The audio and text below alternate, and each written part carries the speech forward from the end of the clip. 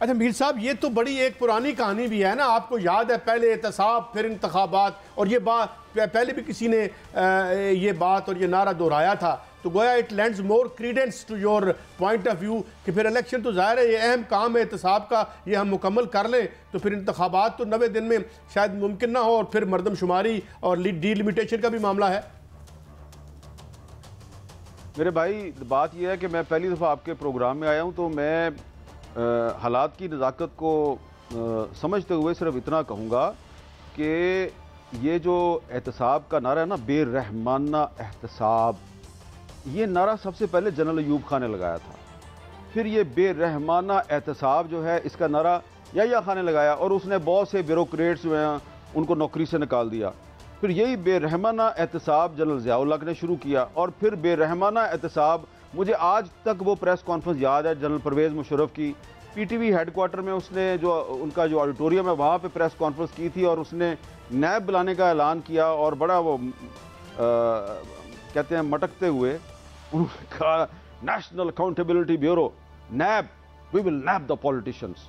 तो अब वही जो है ना, जो शहाना तमकनत है अयूब खान वाली और याह्या खान वाली और जनरल ज़िया वाली और परवेज़ मुशर्रफ वाली, उसी शहाना तमकनत के साथ एक बेरहमाना एहतसाब की बात हो रही है, और इसका अंजाम वही होगा जो परवेज़ मुशर्रफ के बेरहमाना एहतसाब का हुआ था। क्या अंजाम हुआ था परवेज़ मुशर्रफ के बेरहमाना एहतसाब का? आप और भट्टी साहब तो उस वक्त सहाफ़त में ही थे ना, हमारे बहुत से जो नौजवान दोस्त हैं वो सहाफ़त में नहीं थे। परवेज़ मुशर्रफ के बेरहमाना एहतसाब का अंजाम ये था कि एक पीपल्स पार्टी में से पीपल्स पार्टी पैट्रियट बरामद की गई, और मुस्लिम लीग नून में से मुस्लिम लीग काफ बरामद की गई। तो अब जो उस बेरहमाना एहतसाब का जो प्राइम ऑब्जेक्टिव है वो ये है कि ये नून लीग और पीपल्स पार्टी और दीगर पार्टियों में से कुछ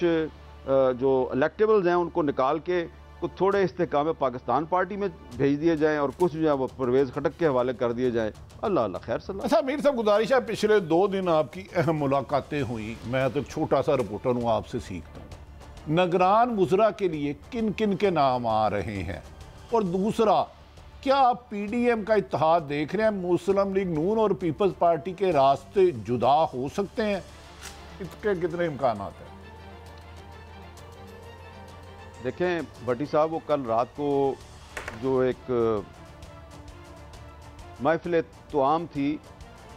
वहाँ पे मैंने एक साहब को मैंने कहा था कि मुझे पता है आपकी आरिफ मीर भट्टी से बड़ी दोस्ती है और आप उसको बताएंगे, तो हो सकता है उसने आपको बता दिया हो। तो मेरा ख्याल है कि वो तो मिनिस्टर बन जाएगा। लेकिन ज़्यादातर जो ये निगरान हुकूमत में जो मिनिस्टर होंगे, वो ज़्यादातर जो है ना, वो सरप्राइज़ होगा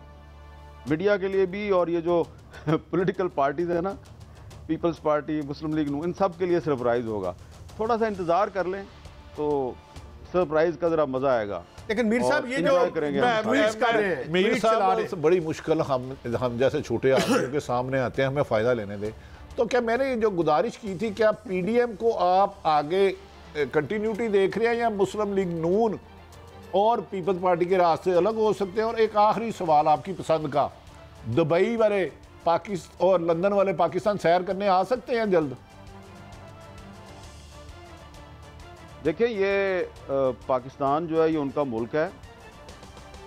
उनको पाकिस्तान ज़रूर आना चाहिए, लेकिन वो ये ज़रा देख लें कि जब वो पाकिस्तान आएंगे तो हालात उनके लिए कितने साजगार होंगे, क्योंकि वो तो बीमारी की वजह से पाकिस्तान से गए थे। तो ऐसा ना हो कि पाकिस्तान वापस आएँ और यहाँ पे कोई नई सियासी बीमारी उनके गले पड़ जाए। तो उनको ज़रा मुहतात रहना चाहिए। मैं बुनियादी तौर पे तो चाहता हूँ कि वो पाकिस्तान वापस आएँ, लेकिन उनको बहुत पहले वापस आ जाना चाहिए था। तो अब उन्होंने अगर इतनी देर कर दी है तो ज़रा देखभाल के वापस आएँ। और इसलिए मैं समझता हूँ कि ये जो तहरीके इंसाफ और पीपल्स पार्टी और मुस्लिम लीग नून, तीन बड़ी पार्टियां हैं, कहीं ऐसा ना हो कि ये तीनों जो हैं ये कुछ दिनों के बाद बैकडोर चैनल से एक दूसरे से रब्ते कर रही हों,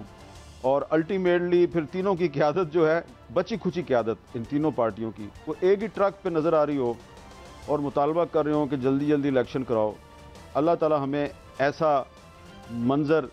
दिखाने से बचाए। आपने जो अभी थोड़ी देर पहले बात की थी कि जो 3, 4, 5 एहतसाब हमारी 70-75 साल तारीख़ में हुए, तो उसके बतन से कभी पार्लियामेंटेरियन निकले, कभी कोई, तो इसका मतलब ये है कि ये तो एक अच्छे अच्छे लोग इकट्ठे करके बाकी तो सारे बेरोज़गार ही हो जाएंगे, और जो निकल आएंगे उनकी एक क्यू या कोई और नाम बन जाएगा, if I have not understood it wrongly. काजी साहब देखें, जो बात है ना वो ये है कि मैंने कभी ज़िंदगी में नहीं सोचा था, यकीन करें, मैं बिल्कुल सीरियसली आपसे, मैंने कभी ज़िंदगी में नहीं सोचा था कि चौधरी परवेज़ लाई जैसा बंदा जो है वो सीसा पलाई हुई दीवार बन जाएगा और उसको आप केस पे केस करेंगे, अदालत उसकी रिहाई का हुक्म देगी, वो रहा होगा फिर गिरफ्तार होगा, रहा होगा फिर गिरफ्तार होगा। अंदाज़ा लगाएं ज़रा आप, वो जो तहरीक इंसाफ का जो सरबराह है वो तो अटक जेल में पड़ा हुआ है ना, उसको तो छोड़े ना आप। परवेज़ लाई के बारे में आप सोच सकते थे?